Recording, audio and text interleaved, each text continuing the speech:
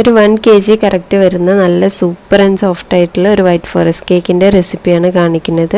അതിന് വേണ്ടിയിട്ട് ഇവിടെ ഡ്രൈ ഇൻഗ്രീഡിയൻസ് ഒരു ബൗളിലൊന്ന് അരിച്ചെടുക്കുക. ആദ്യം 1 കപ്പ് മൈദ, 1 ടീസ്പൂൺ ബേക്കിംഗ് പൗഡറും 1/4 ടീസ്പൂൺ ബേക്കിംഗ് സോഡയും 1 നുള്ളു ഉപ്പും കൂടെ ഇട്ടിട്ട് ഒരു അരിപ്പയിലൂടെ ഒന്ന് അരിച്ച് മാറ്റിയിട്ട് വെക്കുക. ഇനി വേറൊരു ബൗളിൽ 3 വലിയ മുട്ട എടുത്തിട്ടുണ്ട്, തണവില്ലാത്തത്. അതിൽ1 ടീസ്പൂൺ വാനില എസൻസും കൂടെ ഒഴിച്ച് ഒന്ന് ബീറ്റ് ചെയ്തിട്ട് മിക്സ് ആയിട്ട് വരുമ്പോൾ 1 കപ്പ് പഞ്ചസാര പൊടിച്ചത് ഒരു 3 പ്രാവശ്യമായിട്ട് മെല്ലെ മെല്ലെ ഇട്ട് കൊടുത്തിട്ട് ഒന്ന് മിക്സാക്കി കൊടുക്കുക.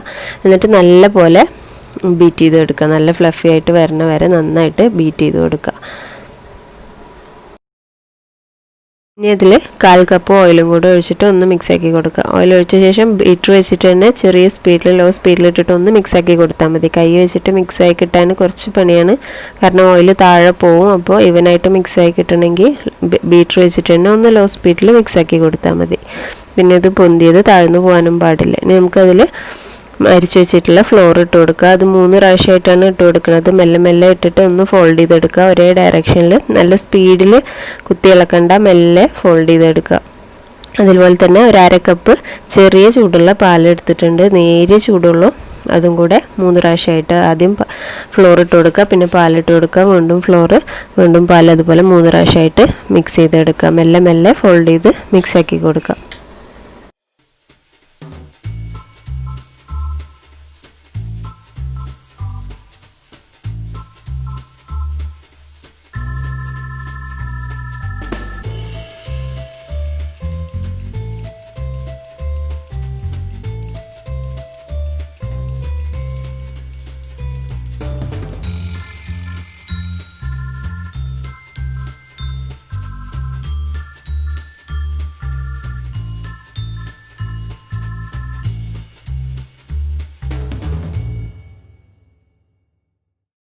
ഇപ്പോൾ നമ്മളെ കേക്ക് ബാറ്റർ റെഡി ആയിട്ടുണ്ട്.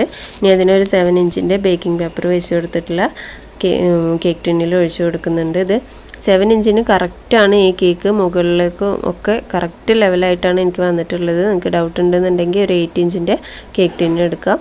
ഇതൊന്ന് ടാപ്പ് ചെയ്ത് കൊടുത്ത ശേഷം ഞാനിവിടെ ഒരു അലുമിനിയത്തിൻ്റെ പാത്രം ഒരു 5-8 മിനിറ്റ് ലോ ഫ്ലെയിമിലിട്ടിട്ട് ഒന്ന് ഹീറ്റാക്കി എടുത്തിട്ടുള്ളതാണ്. ഉള്ളിലൊരു സ്റ്റാൻഡും വെച്ച് കൊടുത്തിട്ടുണ്ട്. അതിലേക്ക് നമ്മൾ കേക്ക് ടിന്ന് ഇറക്കി വെച്ച് കൊടുക്കുക. എന്നിട്ട് മൂടി വെക്കുക. മുകളിൽ എന്തെങ്കിലും ഒരു വെയിറ്റിന് വേണ്ടിയിട്ട് മൂടി നല്ല ടൈറ്റായിട്ട് ഇരിക്കാൻ വേണ്ടിയിട്ട് എന്തെങ്കിലും ഒരു ചെറിയ വെയിറ്റ് കയറ്റി വെക്കുക. ഞാനിവിടെ ഒരു 50 മിനിറ്റോളം ഏകദേശം ലോ ഫ്ലെയിമിൽ കുക്ക് ചെയ്തിട്ടുണ്ട്. കണ്ടില്ല, കേക്ക് നല്ല കറക്റ്റ് മുകളിൽ പൊന്തി വന്നിട്ടുണ്ട്.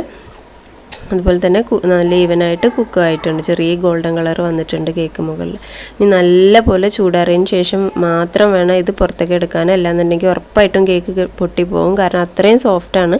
അപ്പോൾ നന്നായിട്ട് ചൂടാറാൻ വെക്കുക, അതിന് ശേഷം മാത്രം പുറത്തെടുക്കുക. എന്നിട്ട് നമ്മൾ കേക്ക് ഒരു 3 ലെയറായിട്ട് ഒന്ന് കട്ട് ചെയ്ത് കൊടുക്കുക, ഐസിങ് ചെയ്യാൻ വേണ്ടിയിട്ട്.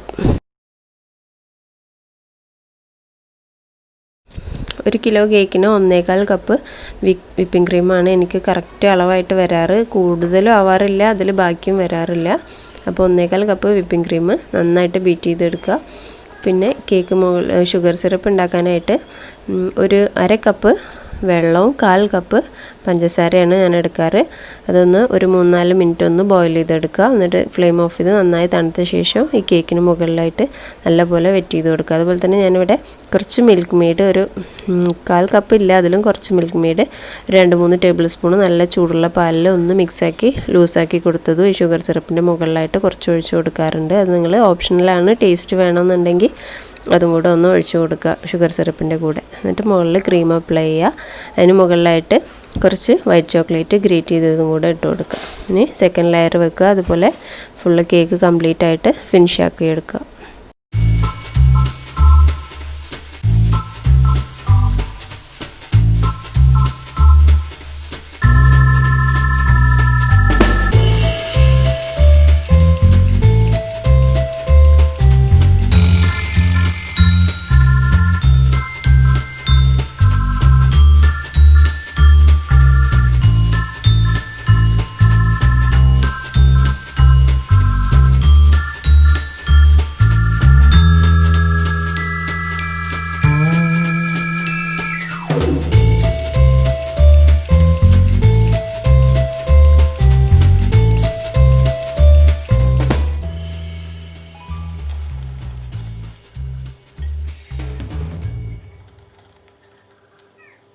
കേക്ക് ഫുള്ളായിട്ട് ക്രീം ചെയ്ത ശേഷം ഒന്ന് ഫ്രിഡ്ജിൽ വെച്ചിട്ട് ഒരു അരമണിക്കൂർ ഒന്ന് തണുപ്പിച്ചെടുക്കുക.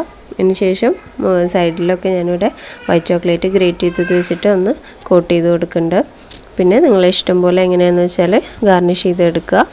പൈപ്പിങ് ഇഷ്ടമുള്ള റോസറ്റ് നോസിലും ഒക്കെ വെച്ചിട്ട് ഡെക്കറേറ്റ് ചെയ്ത് കൊടുക്കുക. അപ്പോൾ നിങ്ങൾക്ക് എന്തെങ്കിലും ഡൗട്ട് ഉണ്ടെന്നുണ്ടെങ്കിൽ താഴെ കമൻറ്റ് ബോക്സിൽ എഴുതി ചോദിക്കുക. അതുപോലെ തന്നെ ഏതെങ്കിലും റെസിപ്പി നിങ്ങൾ കാണാൻ ആഗ്രഹിക്കുന്നുണ്ടെന്നുണ്ടെങ്കിലോ ഒന്ന് കമൻറ്റ് ചെയ്യുക. പിന്നെ എൻ്റെ ചാനൽ സബ്സ്ക്രൈബ് ചെയ്തിട്ടില്ല എന്നുണ്ടെങ്കിൽ മറക്കാതെ ഒന്ന് സബ്സ്ക്രൈബ് ചെയ്തേക്കണേ. താങ്ക്